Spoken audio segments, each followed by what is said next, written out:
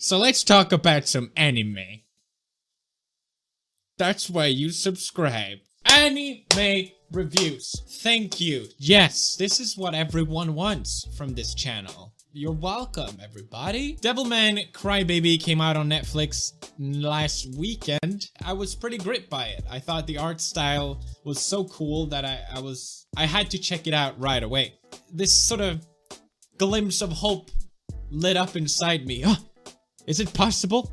Netflix actually made something decent in terms of anime? No. No! Felix, have you already forgotten about Blam, your favorite manga? Blah!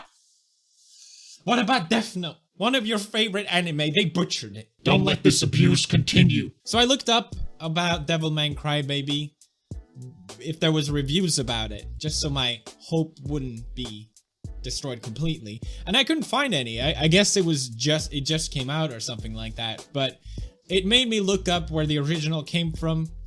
And I looked up the original manga, and it's made by a gent called Go Nagai. Now, allegedly, I don't know for sure, but people were saying that he inspired, with Devilman, Kentaro Miura, which is the creator of Berserk, one of the greatest manga of all time. It's not, but you know, it's pretty good.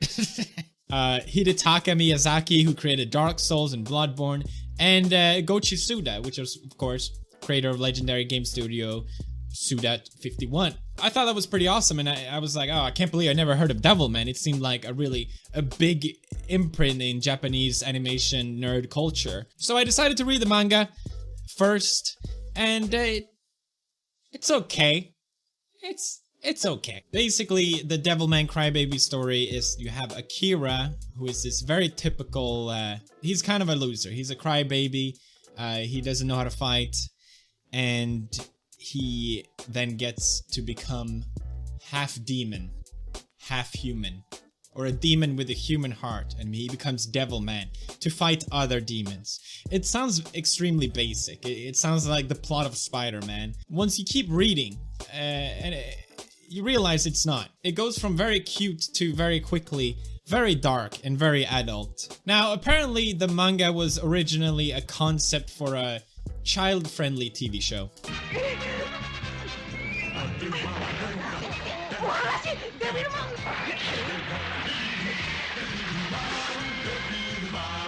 It also was made into an anime, which has the best English dub of all time. Just watch this.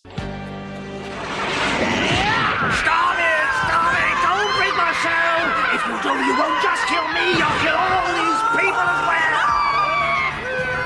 Think I give a fuck? Think again! Think I give a fuck? Think again! What I did like about the manga was that it had an ending. Unlike a lot of shonen manga, Naruto, One Piece, they just go on forever. And they're, once you get a hit, you know, you just keep going and going. It's a story, it tells it, and that's it. It doesn't try to do anything else. Although, it's been apparently readapted just a couple of times. Just a couple times. We have Devilman anime, Mazinger Z versus Devilman, Shin Devilman, True Devilman, Devilman, the Demon Bird, Devilman Lady, Toshin Devilman, Devilman Lady again, Neo Devilman, Amon, the dark side of the Devilman, Amon, Apocalypse of the Devilman, New Demon Lord Dante, Devilman Strange Days, Demon Knight, Prequel. And that's not even all of them. It's really shouldn't be a surprise looking at all this that Netflix bought to do their own remake of this for their platform. But I think the big surprise here is that it's free real estate. It's good.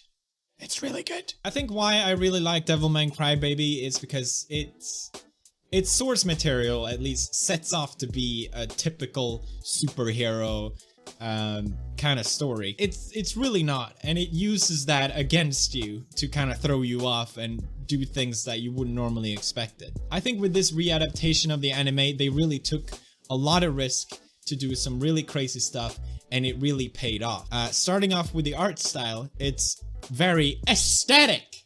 aesthetic! I love the art style, and it's what drew me in first. Some of my favorite animes are literally just purely based off the art style and the art direction. It's got this very clean, not your typical anime style. It reminded me a little bit of Kaiba, the anime. Mainly in the colors, the kind of yellowish tones. Even Fooly Cooly. Don't hurt me for saying that. It reminded me of a little bit. The animation really works. It's very silly at a lot of times. It's silly when it needs to be, or wants to be, but it's also serious when it wants to be, which is, it's a nice contrast. If you thought the running style in Naruto looked silly, then you haven't seen the running style in Devilman. It's 10 out of 10. It's the best. I run like this all the time. Whenever I'm late, that's how I decide to run, for extra speed and momentum.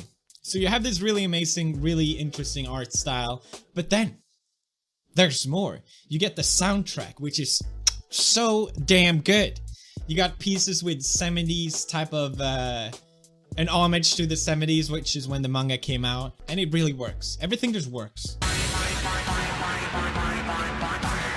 But it also has some chillingly good emotional pieces, one after another. There's so many great tracks on this, and I'm definitely gonna buy the soundtrack when it comes out. I really loved it.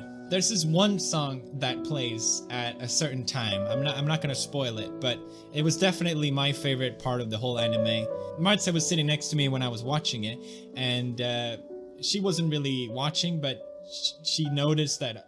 I remember she saying like, "Oh, that's a really nice song that's playing," and I was just like, "Yes, yes, it is." No spoilers, but since I read the manga, there is a character death in the story. I read the manga, so I knew it was coming, but the way they dealt with this, 100 times better than I could ever ask for. It was a truly beautiful moment that really caught me off guard, and that made me just stop to really think, wow, this anime is really incredible. You got incredible art style, you got incredible soundtrack, and you got a great story, and all these three things really tying together so nicely, and that's why I really, really loved it. And that's why I really love anime. I have all these different elements of art coming together, and it's very nice. It's a very nice, and they really pulled it off here in Devilman Crybaby. In the anime, they tried to give some characters a bit more depth. They added the whole story about running. The characters pass the pole to each other. I don't know what that sport is called in English, but they added that to give the characters more depth, and it worked to a certain extent. I think the characters are a bit shallow in the manga, and they unfortunately still are in the anime. I didn't really care too much about a lot of them, and they could probably wasn't that important. Now, what really annoyed me the most, and probably the biggest flaw of the anime, and why I think I read Polygon calling it a masterpiece. I'll tell you why it's not a masterpiece. Because the last episode really falls flat. I would almost recommend that you don't even watch the last episode of the anime and just read the manga. It has a plot twist, and it's a really good plot twist. But in the anime, they sort of just went, ta-da! Bet you didn't expect this, huh? While in the manga, it's more of understanding it yourself, sort of putting the pieces together and then having this realization, oh, this is what happened.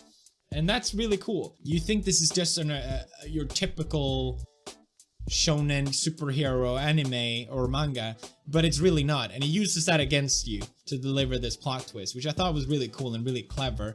And it also the manga really brings up some interesting themes about what it means to be a human, what it means to be good or evil. If the manga poked these things with a stick, the anime just sort of like glances over it like, okay, we're not gonna go near that.